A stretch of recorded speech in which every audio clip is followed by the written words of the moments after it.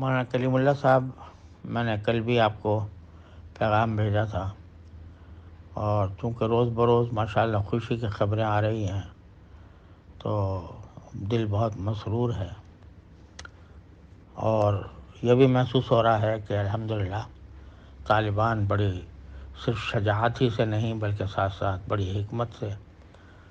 اور دور اندیشی سے کام کر رہے ہیں۔ اس سے بہت خوشی ہوتی ہے۔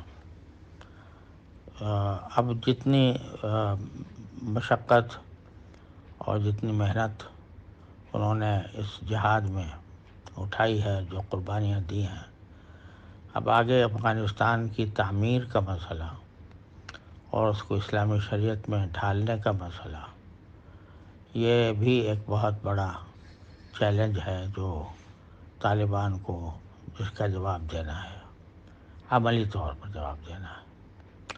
اس میں میری نظر میں خاص طور پر 3 شعبے ایسے ہیں جن کی طرف توجہ دینے کی ضرورت ہے۔ جب حکومت مستقر ہو جائے، اور میں اب بھی یہ مناسب سمجھتا ہوں کہ جو 2-3 دوسرے گروہ ہیں وہ بھی کسی نہ کسی طرح طالبان کے ساتھ شامل ہو جائیں، چاہے اس کے لیے ان کو تھوڑا بہت کوئی عہدہ وغیرہ بھی دینا پڑے، اور پھر اس کے بعد پہلا قدم جو ہے وہ دستور اور قانون کی تدوین کا ہوگا۔ ایسا دستور کہ جو صحیح معنی میں اسلامی دستور ہو، ایسا دستور کہ جو تمام شرعی شرائط کو پورا کرتا ہو، اور اس کے ساتھ ساتھ بہت سے قوانین کی تدوین بھی، جیسے خلافت عثمانیہ کے زمانے میں مجلۃ الاحکام العدلیہ کی تدوین کی گئی تھی، اس طرح اب ضرورت ہے کہ اپنے قوانین، اسلامی قوانین کی تدوین کی جائے، اور اس میں جدید مسائل کا بھی اضافہ کیا جائے۔ اس کے لیے فقہ کی ایک جماعت تیار کرنی ضروری ہے۔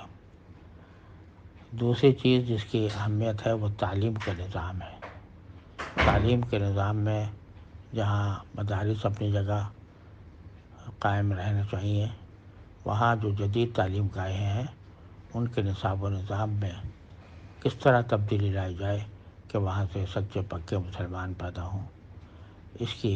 ایک منصوبہ بندی کی ضرورت ہے۔ اور تیسرے، اقتصاد کا پہیہ کس طرح چلے، اور کہ الحمدللہ اللہ تعالیٰ کا فضل و کرم ہے کہ افغانستان طالبان کے زیر نگی آنے کے بعد بظاہر میرے معلومات کی حد تک کسی کا مقروض نہیں ہے،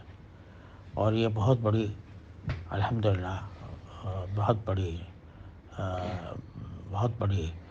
کامیابی ہے کہ ابھی تک کوئی قرض اس کے ذمہ نہیں ہے، اور ماشاءاللہ خود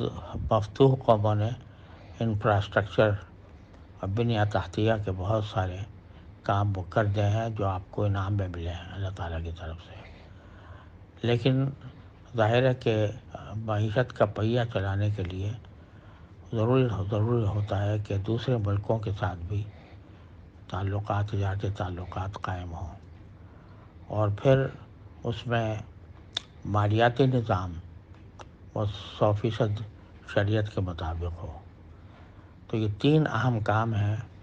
جن کے طرف توجہ کرنے کی ضرورت ہے۔ اللہ تعالیٰ سب سے پہلے تو اس بات کی ضرورت ہے کہ مستحکم حکومت قائم ہو جائے اور کنٹرول مکمل حاصل ہو جائے، اور جو کچھ مخالفین ہیں ان کو بھی کسی نہ کسی طرح اپنے ساتھ شامل کرنے کی کوشش کی جائے، اور اس کے بعد جب مستحکم ہو جائے تو یہ تینوں جہتوں میں مستقل جماعتیں بنا کر، محقق علماء کی جماعتیں بنا کر ان کے اوپر کام کیا جائے۔ آپ کا دستور پہلے بھی ہوگا، لیکن موجودہ حالات کے تناظر میں اس کے پر مزید نظر ثانی کی ضرورت ہوگی، اور اس کے متعلق محقق علماء کے مشورے سے یہ کام ہونا چاہیے، اور اسی طرح نظام تعلیم کا اور اسی طرح اقتصادیات کا۔ یہ میرا پیغام اگر آپ حضرت ملا ہیبت اللہ صاحب تک پہنچا دیں تو میں ممنون ہوں گا۔ اللہ تعالیٰ ان کو اس کی توفیق عطا فرمائے، اور اس بارے میں اگر کوئی سنجیدہ طلب یا کوئی سنجیدہ ضرورت ہو جس میں مجھ ناکارہ سے کوئی خدمت بن پڑ سکتی ہو، تو میں انشاءاللہ اس کے لیے حاضر رہوں گا،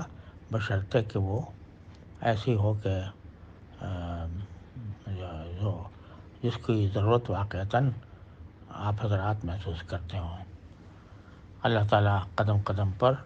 آپ کی دستگیری فرمائے۔ میرا یہ پیغام اگر امیر ہیبت اللہ صاحب اور مولانا یعقوب صاحب کو پہنچ سکے تو میں آپ کا ممنون ہوں گا۔